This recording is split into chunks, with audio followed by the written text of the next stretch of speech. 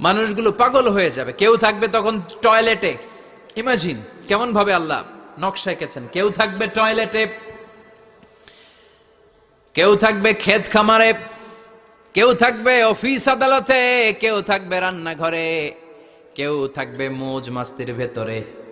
ঠিক তখনই কিয়ামত হয়ে যাবে, কেউ পার পাবে না। সবার মুখে একটা চিৎকার, আইনাল মাফার, পালাবো কোথায়? কিয়ামতটা শুধু পৃথিবীর একদিকে অনুষ্ঠিত হবে না, গোটা বিশ্বব্যাপী হবে, তাই না? নাকি বাংলাদেশে কিয়ামত শুরু হইলে সৌদিতে হবে না? হ্যাঁ, আমেরিকাতে হবে না, সুইজারল্যান্ড, ইন্দোনেশিয়া, অস্ট্রেলিয়া, গোটা বিশ্বব্যাপী একসাথে কিয়ামতের ভয়ঙ্কর দৃশ্যের অবতারণা ঘটবে। চিল্লা এখন ঠিক কিনা? মা তার ছেলেরে চিনবে না, দুধের বাচ্চাকে রেখে মা পালাবে। দুধের বাচ্চা, যে বাচ্চা দুধ খায়, ব্রেস্ট ফিডিং বেবি, এই বাচ্চারা রেখে মা কোনো দিকে যায়? ডানে বায়ে কোথাও সরতে চায় না, ব্যথানি পায়, কষ্টনি পায়। এই দুধের বাচ্চাটারে ধাক্কা মেরে মা দিবে দৌড়। তাহলে কি ভয়ঙ্কর ঘটনা সেদিন ঘটবে। 3 মাসের 4 মাসের পেটের ভেতরে অপরিপক্ক বাচ্চা, এখনো পরিপূর্ণ হয় নাই, হাত পা ভালোভাবে গজায় নাই, ছোট্ট একটা গোশতের টুকরা। হসপিটালে এরকম যতগুলো নারী থাকবে, কিয়ামতের ভীতিকর অবস্থা দেখে মুহূর্তের মধ্যে সব অপরিপক্ক বাচ্চাগুলো ডেলিভারি হয়ে যাবে। এক ধাক্কায় 3 মাসের বাচ্চাটার হাত পা গজায় নাই এখনো ঠিক মতো, এক ধাক্কায়, এক ভূকম্পনে, এক কাঁপুনির চোটে পেটের সব বাচ্চাগুলো খালাস হয়ে যাবে, ডাক্তার ছাড়া, ইনজেকশন ছাড়া। আল্লাহ বললেন সেদিনটার নাম হলো আল কারিআহ। মাল ওয়া মা আদরাকা মাল ইয়াউমা ইয়াকুনুন নাসু কাল ফারাশিল মাবথুস, মানুষগুলো নিক্ষিপ্ত হবে। ওয়া তাকুনুল জিবালু কাল আহিনিল মানফুশ, পাহাড়গুলো তুলার মতো ধ্বনিত হতে থাকবে। এখন উপরের দিকে তাকালে কি সুন্দর নীল আকাশ দেখা যায়, সেদিনে আকাশও থাকবে না। ইয়াউমিন নাতবিস সামাআ কা তায়্যি সিজিল্লিল কুতুব, কাগজের পৃষ্ঠা যেমনি তোমরা ভাঙো, কাগজ যেমনি হাতের মুঠোয় নিয়ে তোমরা গুটিয়ে ফেলো, সেদিন এই বিশাল 7 আকাশটারও হাতের মুঠোয় নিয়ে গুটিয়ে ফেলবে কে? কুতুব। Can you imagine? আপনি কি কল্পনা করতে পারেন এই দৃশ্যপট যখন ঘটবে গোটা বিশ্বব্যাপী কি মেসাকার হবে? স্যাটেলাইট চ্যানেলগুলো ভেঙে দুমড়ে মুচড়ে পড়বে, পৃথিবীর যত বড় বড় টাওয়ার গুলো আছে ভেঙে আবাসিক এলাকার উপর পড়বে, পাহাড়গুলো ভেঙে খান খান সাগরের পানির ভেতরে দাউ দাউ করে আগুন জ্বলবে। বুর্জ আল খলিফা, পৃথিবীর সবচেয়ে উঁচু টাওয়ার, ওইটার তো কিছু হবে না ওই দিন। কি হবে? ভেঙে যাইব, ভেঙে খান খান হয়ে যাবে, ভেঙে টুকরা টুকরা হয়ে যাবে। এবার আমি যখন হজে গিয়েছিলাম, জেদ্দা এয়ারপোর্টে নেমে মাক্কা যাচ্ছি প্রথমে উমরার জন্য, তখন বাঁ দিকে অনেক দূরে দেখতে পেলাম কিংডম টাওয়ার। এটার কাজ চলতেছে, আগামী বছর, এই বছর অথবা আগামী বছর এটার খুলে দিবে। এটা বুর্জ আল খলিফা থেকে আরো উঁচু। বুর্জ আল খলিফা 818 মিটার উঁচু, আর এই কিংডম টাওয়ার 1000 মিটার উঁচু, মানে 1 কিলোমিটার উঁচু। কিয়ামতের ওই ঝাঁকুনি আর ভূমিকম্পের সময় এগুলো টিকবে একটাও? আরো যে টাওয়ার গুলো আছে, Shanghai tower, Taipei 101, Petronas twin tower, বাংলাদেশের 40, 50, 60 তলাগুলা টিকবে? আমাদের কুমিল্লা শহর তো এখন টাওয়ারের শহর হয়ে গেছে। একটা বড় ছাদের উপর থেকে কুমিল্লা শহরের দিকে তাকালে এটা কি কুমিল্লা না উত্তরা বুঝাই যায় না। এই টাওয়ার গুলো একটাও টিকবে? আওয়াজ করে বলেন টিকবে? সে কথাই আল্লাহ বললেন আল কারিআতু মাল কারিআতু ওয়া মা আদরাকা মাল কারিআ ইয়াউমা ইয়াকুনুন নাসু কাল ফারাশিল মাবথুস ওয়া তাকুনুল জিবালু কাল আহিনিল মানফুশ। কি দৃশ্য আল্লাহ আঁকলেন! প্রথমে একটা সাইরেন দেয়া হবে, দেয়ার সাথে সাথে ভেঙে চুরে সব সারখার, মানুষগুলো পাগলের মতো দৌড়াবে। ওমা হুম বিসুকারা ওয়ালাকিন্না আযাবাল্লাহি শাদীদ। মানুষগুলোর দৌড়াদৌড়ি দেখলে মনে হবে যে মাতালের মতো দৌড়াচ্ছে, রেড ওয়াইন খেয়ে, হুইস্কি খেয়ে, মদ খেয়ে পাগলের মতো দৌড়াচ্ছে। আসলে মদ খায় নাই, হুইস্কিও খায় নাই। সেদিন আল্লাহর আযাব এত ভয়ঙ্কর হবে, মানুষগুলো সব হয়রান হয়ে যাবে, মানুষগুলো পাগলের মতো দৌড়াবে। সাগরের পানিতে দাউ দাউ করে আগুন, স্যাটেলাইট ভেঙে খান খান, বিল্ডিং গুলো ভেঙে ভেঙে পড়ছে, পাহাড়গুলো ধ্বনিত হচ্ছে, গোটা বিশ্বব্যাপী বিকট আওয়াজ। পৃথিবীর যখন ঠিক এইরকম অবস্থা, আল্লাহ তাআলা ইসরাফিলকে বলবে, ইসরাফিল, 3টা ফুৎকার দেওয়ার জন্য তোকে তৈরি করেছি, এবার দ্বিতীয় ফুৎকারটা দে। তাকে ফুৎকার দিতে হবে মোট কয়টা? আরো জোরে বলেন। সে কেবল একটা দিয়েছে, এবার দ্বিতীয় ফুৎকার দিবে। দ্বিতীয় ফুৎকার যখন সে দিবে, মুহূর্তের মধ্যে পৃথিবীর মধ্যে যত মানুষ আছে সবগুলো মরতে শুরু করবে, একটার পর একটা মালাকুল মাউত রুহু কবজ করতে শুরু করবে। মরবেন না শুধু একজন, চিল্লায় বলেন তিনি কে? কুল্লু মান আলাইহা ফানি ওয়া ইয়াবকা ওয়াজহু রাব্বিকা যুল জালালি ওয়াল ইকরাম ফাবিআইয়ি আলাই রাব্বিকুমা তুকাযযিবান। পৃথিবীর মধ্যে যা যা তোমরা দেখো সব হয়ে যাবে ফান। সব কি? ফান। আমরা বলি না ফানা ফানা, বলি ফানা ফানা, কিছু থাকবে না, থাকবে একজন, চিল্লায় বলেন তিনি কে? এজন্য সব সময় আল্লাহর কাছে কামনা করবেন, আল্লাহ তুমি ঈমানের মরণ দাও। পড়ে না আমিন? ও আল্লাহ তুমি আমাদেরকে শাহাদাতের মরণ দাও। পড়ে না আমিন? আমাকে শহীদ করে সেই মিছিলে শামিল করে নিও, যে মিছিলের নেতা মীরে হামজা খোবায়েবে খাব্বাব আল্লাহর কাছে ছিল অতি প্রিয়, শামিল করে নিও, আমাকে শহীদ করে সেই মিছিলে শামিল করে নিও। পড়েন আমিন? বিশ্বনবী বলেন, শাহাদাতের তামান্না নিয়ে যদি, অন্তরে শাহাদাতের ইচ্ছা নিয়ে যদি, শাহাদাতের তামান্না নিয়ে যদি কেউ বিছানার মধ্যে ডায়রিয়া রোগে আক্রান্ত হয়েও মারা যায়, হার্ট অ্যাটাক করেও মারা যায়, স্ট্রোক করেও যদি মারা যায়, কিন্তু অন্তরে যদি শাহাদাতের তামান্না থাকে, কিয়ামতের ময়দানে শহীদদের সাথে তারে দাঁড় করাবে কে? ঈমানের পথে অবিচল থেকে আমার মরণ যেন হয়। পড়েন আমিন? আমার সাথে সাথে বলেন, ঈমানের পথে অবিচল থেকে আমার মরণ যেন হয়, তোমারই কাছে মিনতি আমার, তোমারই কাছে মিনতি আমার, মহামহিম দয়াময়, ঈমানের পথে অবিচল থেকে আমার মরণ যেন হয়। পড়ে না আমিন? ঈমানের মৃত্যু এক, আল্লাহ ছাড়া কেউ দিতে পারে না। শাহাদাতের মৃত্যু আল্লাহ ছাড়া কেউ দিতে পারে না। এজন্য আখের যদি ভালো হয়, সব ভালো তার, শেষ ভালো যার। বিশ্বনবী দোয়া করতেন, আল্লাহুম্মা রযুকনা হুসনাল খাওয়াতিম, আল্লাহুম্মা রযুকনা হুসনাল খাওয়াতিম। প্রতিদিন সব সময় নামাজের পরে পড়বেন, আল্লাহুম্মা রযুকনা হুসনাল খাওয়াতিম, আল্লাহুম্মা রযুকনা হুসনাল খাওয়াতিম। আল্লাহ আমাদের শেষটাকে ভালো করো, আমাদের শেষটাকে তুমি ঈমানের উপর করো। পড়েন আমিন?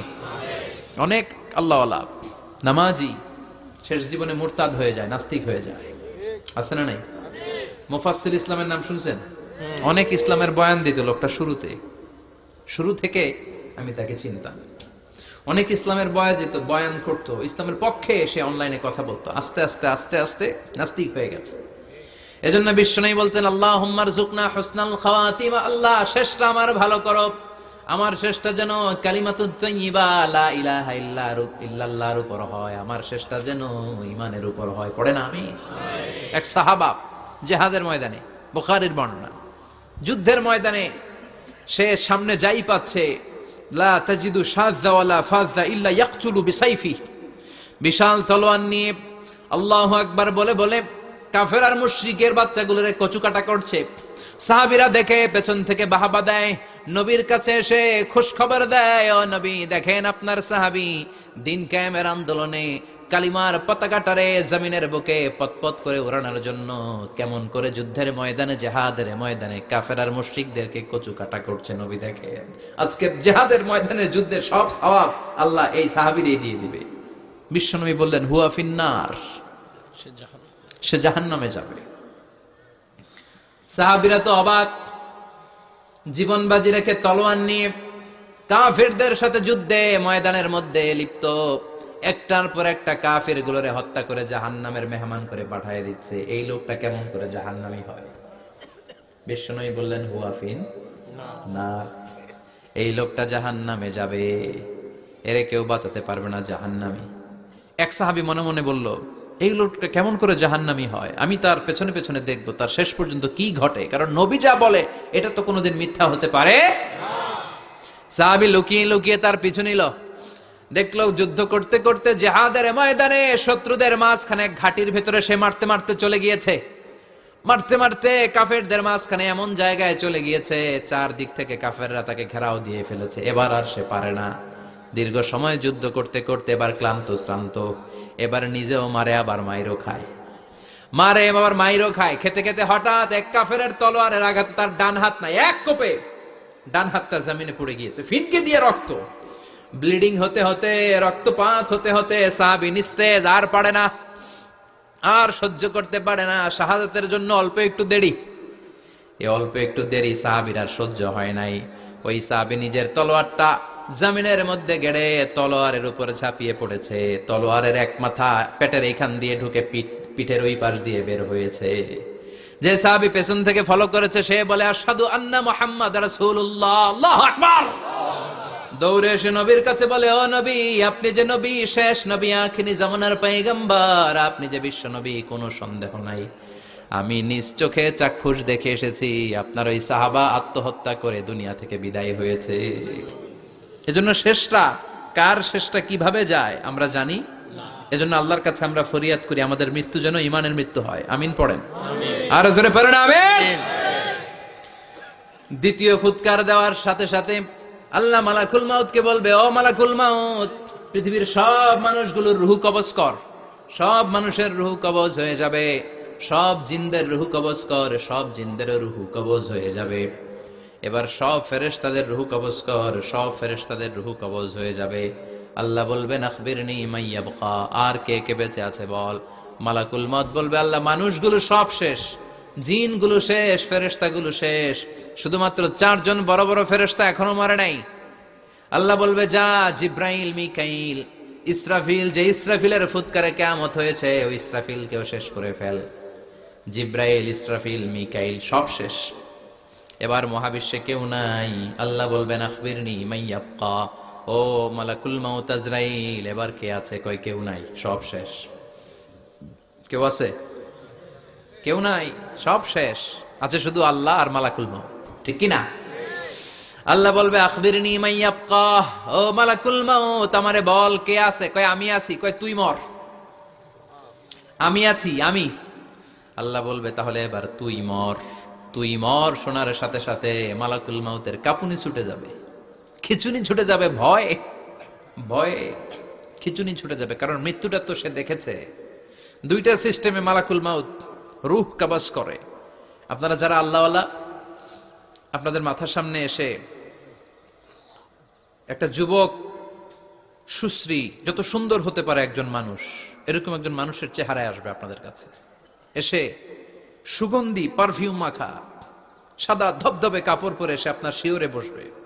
এসে খুবই বিনয়ের সাথে, ভদ্রতার সাথে বলবে, ইয়া আইয়াতুহান নাফসুল মুতমাইন্না, ইয়া আইয়াতুহান নাফসুল মুতমাইন্না, ইয়া আইয়াতুহান নাফসুত তাইয়্যিবা, হে পবিত্র আত্মা বেরোয় আয়।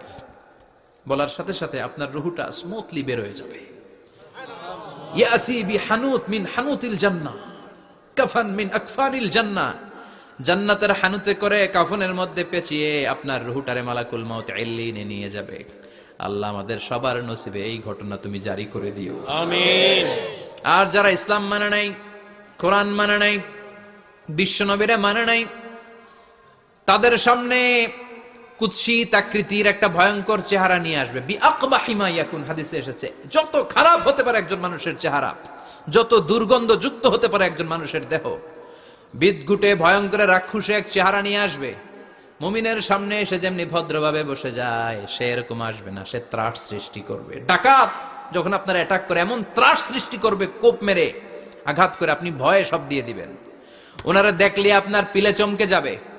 ভয়ঙ্কর দুর্গন্ধযুক্ত কালো একটা ড্রেস পরে আপনার সামনে এসে এমন ত্রাস সৃষ্টি করে বসবে, ওইটা দেখলে অবস্থা খারাপ।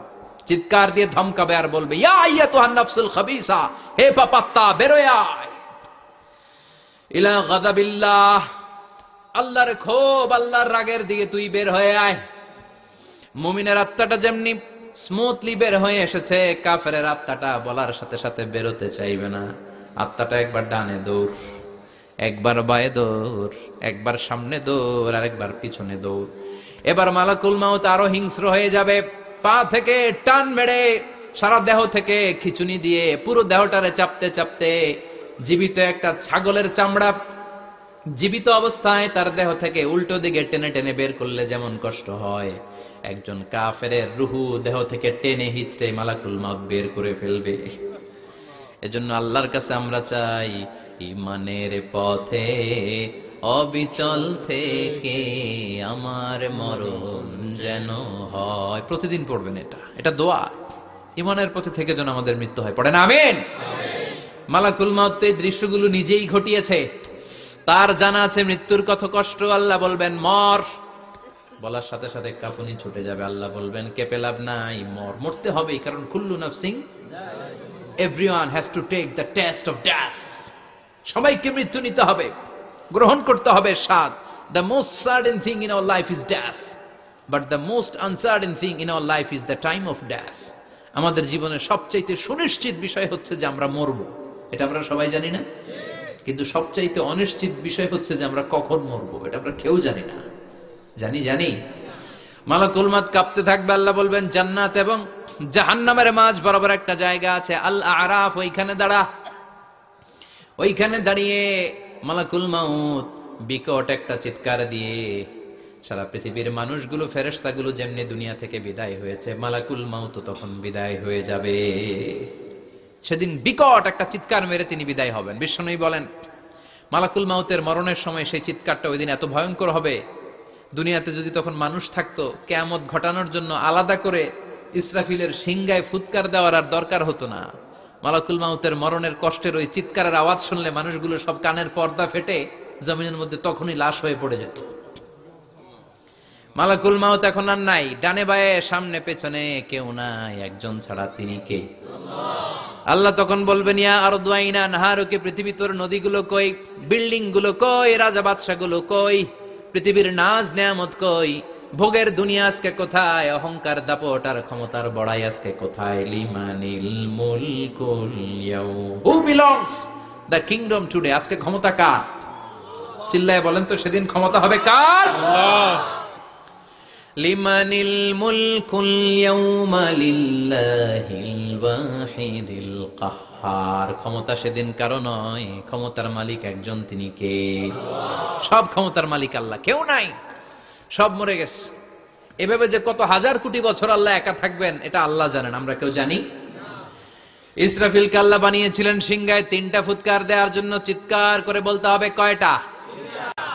দিছে কয়টা? বাকি আছে কয়টা? এবার রব্বুল আলামিন ইসরাফিলকে জীবিত করবেন, জীবিত করে বলবেন তাড়াতাড়ি 3য় ফুৎকার দিয়ে তোর ডিউটি শেষ কর। সুবহানাল্লাহ পড়েন। ইসরাফিল এবার 3য় ফুৎকার দিবে। 3য় ফুৎকার দেওয়ার সাথে সাথেই পৃথিবীর বিভিন্ন প্রান্ত থেকে, মহাবিশ্বের বিভিন্ন প্রান্ত থেকে মানুষের জিনগুলো দাঁড়াতে শুরু করবে। বিমান দুর্ঘটনায় যারা মারা গিয়েছে, ছাই হয়েছে, ছাই থেকে উঠে দাঁড়াবে। তিমি মাছের খাবার হয়ে সাগরের মধ্যে মিশে গিয়েছিল, সাগর থেকে দাঁড়াতে শুরু করবে। পাহাড়ের মধ্যে যারা মারা গিয়েছে, পাহাড় থেকে উঠবে। হিন্দুদের শ্মশানের মধ্যে যেখানে লাশ পোড়ানো হতো, ওখান থেকে দাঁড়াবে। মানুষগুলো কবর থেকে উঠবে, যে যেখানে মারা গিয়েছে সেখান থেকে দাঁড়াবে। মিনহা খালাকনাকুম ওয়া ফিহা নুঈদুকুম ওয়া মিনহা নুখরিজুকুম তারাতান উখরা, মাটি থেকে বানালাম, মাটির কবরে পাঠালাম, আবার মাটির কবর থেকে দাঁড় করায় দিবে কে? মানুষগুলো দাঁড়াবে। মুমিন বান্দারা চোখ কচলাতে কচলাতে বলবে মান বাআসানা মিন মারকাদিনা, قالوا من بعثنا من مرقدنا هذا ما وعد الرحمن وصدق المرسلون। মুমিন বান্দারা চোখ ডলতে ডলতে বলবে ঘুম ভাঙালো কে? ঘুম ভাঙালো মরার কুকিলে, ঘুম ভাঙাইয়া গেল রে হে মরার কুকিলে, কয় না? এটা মরা কুকিল আবার ঘুম ভাঙায়, ব্যাটারি দিছে মনে এটার ভিতরে। আমার ঘুম ভাঙালো কে? মুমিনরা, আপনারা। দেদারসে আনন্দের ঘুম দিবেন সেদিন কবরে। তিনটা প্রশ্ন আপনারে করা হবে। মার রব্বুক, তোর রবের নাম কি? তোমার ধর্মের নাম কি? এই লোকটারে চিনো নাকি? ওনার নাম কি? এবার বলবে তিনটা প্রশ্নের উত্তর কোত্থেকে শিখলা? কও কোত্থেকে শিখছেন? বলতে হবে কোরআন থেকে শিখেছি। চারটার উত্তর যখন করতে পারবেন, ইফসাহু লাহু কবরুহু ৭০ যিরাআন, কবরটারে ৭০ হাত লম্বা করে দেয়া হবে। ওয়া ইফতাহু লাহু বাবুন ইলাল জান্নাহ, আপনার কবরের ভেতরে থেকে জান্নাতের দিকে একটা ঘর করে দেয়া হবে। জান্নাতের সুঘ্রাণওয়ালা সুবাতাস আপনার কবরের মধ্যে এসে ধাক্কা মারবে। জান্নাতে ঢোকা লাগবে না, আপনার ওই কানেকশন দিয়ে আসবে।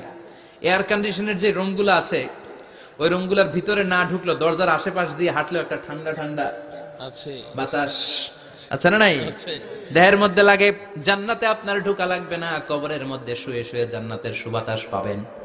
এবার বলবে ফায়ুলবাসু লিবাসু আহলিল জান্নাহ, জান্নাত থেকে আনা 2টা জান্নাতি সেট পোশাক আপনারে পরিয়ে দেয়া হবে। আল্লাহু আকবার। এবার আপনারে বলা হবে আহলান ওয়া সাহলান, কংগ্রেচুলেশন, খোশ আমদেদ, তোমার জন্য কংগ্রেচুলেশন, সুস্বাগতম। তিনটার পরে চতুর্থ প্রশ্নের উত্তরও পেরেছো। জান্নাতের পোশাক তোমারে পরিয়ে দিলাম, আর কোনো কাজ নাই, এবারের মতো খেলা শেষ, এবার ঘুমাও। কি করো? কথা বলেন। ঘুমাও। নাম কানাউমিল আরুস, বাসর রাতে বর যেমনি কনেকে নিয়ে শান্তির ঘুম দেয়, এরকম ঘুম দাও। তোমার ঘুম কেউ ভাঙাতে পারবে না, ইসরাফিলের 3 নাম্বার ফুৎকার ছাড়া। সুবহানাল্লাহ পড়বেন না? সেই ঘুম ভেঙে যাবে, চোখ ডলতে ডলতে বলবে মান বাআসানা মিন মারকাদিনা হাযা মা ওয়া'দার রহমান ওয়া সাদাকাল মুরসালুন। চোখ ডলতে ডলতে বলবে কে আমাদের ঘুম ভাঙালো? ফেরেশতারা বলবে হাযা মা ওয়া'দার রহমান, এটা সেই দিন যেদিনের ওয়াদা দিয়েছে কে? আল্লাহ। আজকের দিনটা হলো ফাইনাল দিন। আজকের খেলাটা হবে ফাইনাল খেলা, দ্য ফাইনাল ডে। আজকে বিচারের দিন। ওই যে শুনছিলা জাররা জাররা বিচার হবে, ওই বিচার আজকে অনুষ্ঠিত হবে। পৃথিবীর বুকে যে বিচারগুলো হয় নাই, সেদিন ওই বিচারগুলো করবে কে? আল্লাহ। পৃথিবীর বুকে যে ধর্ষণের বিচার হয় নাই, ওই দিন ওই ধর্ষণের বিচার আছে না নাই? পৃথিবীর বুকে যে অন্যায় ভাবে বিচার বহির্ভূত হত্যাগুলো করা হয়েছে, ক্রস ফায়ার গুলো দেয়া হয়েছে, গুম করা হয়েছে, খুন করা হয়েছে, সেদিন এই বিচারগুলো আছে না নাই? পৃথিবীর বুকে জুলুম করে একজনের জমি আরেকজন মাইরা খাইছে, ওনার দাপট ছিল, ওনার উপরে কোনো কথা ছিল না গ্রামে, কিন্তু কিয়ামতের ওই কঠিন দিনে এগুলোর বিচার আছে না নাই? বিচার যদি না থাকতো, all the worldly life it's a joke. বিচার না থাকলে পৃথিবীটা এটা একটা জোক, এটা একটা খেলাধুলা। অবশ্যই বিচার থাকতে হবে, বিচারের কাঠগড়ায় তোমাকে দাঁড়াতে হবে। চিল্লা এখন ঠিক কিনা?